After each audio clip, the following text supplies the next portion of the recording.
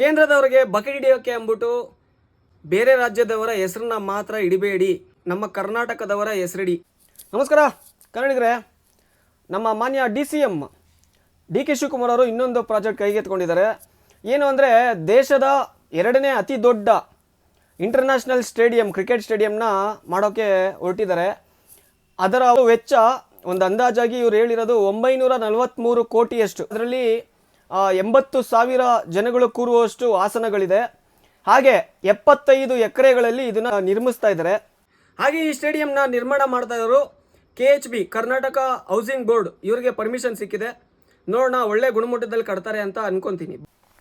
ಎಲ್ಲಿ ಅಂದರೆ ಆನೇಕಲ್ ತಾಲೂಕು ಇಂಡ್ಲವಾಡ ಗ್ರಾಮದಲ್ಲಿ. This is very close to Bannerghatta national park. ಏನು ಕೇಳ್ಕೊತೀನಿ ನಾನು ಸರ್ಕಾರದಲ್ಲಿ ಅಂದರೆ, ಕಾಡಿಗೆ ಹಾಗೆ ನ್ಯಾಷನಲ್ ಪಾರ್ಕ್ಗೆ ಯಾವುದೇ ಥರ ತೊಂದರೆ ಆಗದೇ ಇರೋ ಥರ ನೋಡ್ಕೊಳ್ಳಿ.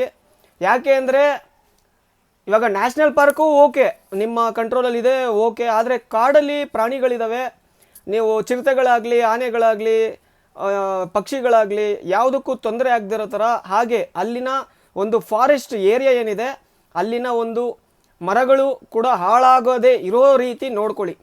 ಅಲ್ಲಿ ನೀವು ಈ ಇಂಟರ್ನ್ಯಾಷನಲ್ ಸ್ಟೇಡಿಯಂ ನಿರ್ಮಾಣ ಮಾಡ್ತಾ ಇರೋದ್ರಿಂದ ಅಲ್ಲಿನ ಪ್ರಾಣಿಗಳಿಗೆ ಕೂಡ ಇದು ತೊಂದರೆ ಆಗುತ್ತೆ. ಸ್ಟೇಡಿಯಂ ಓಪನ್ ಆದಮೇಲೆ ಗದ್ದಲಗಳಿಂದ, ಶಬ್ದಗಳಿಂದ, ಲೈಟಿಂಗ್ಸಿಂದ, ಹಾಗೆ ಸ್ಟೇಡಿಯಂಗೆ ಬರೋ ಅಂಥ ಜನಗಳು ಟ್ರಾವೆಲಿಂದ, ಟ್ರಾನ್ಸ್ಪೋರ್ಟಿಂದ ಅಲ್ಲಿನ ಪ್ರಾಣಿಗಳಿಗೆ ಹಾನಿಯಾಗ್ಬೋದು.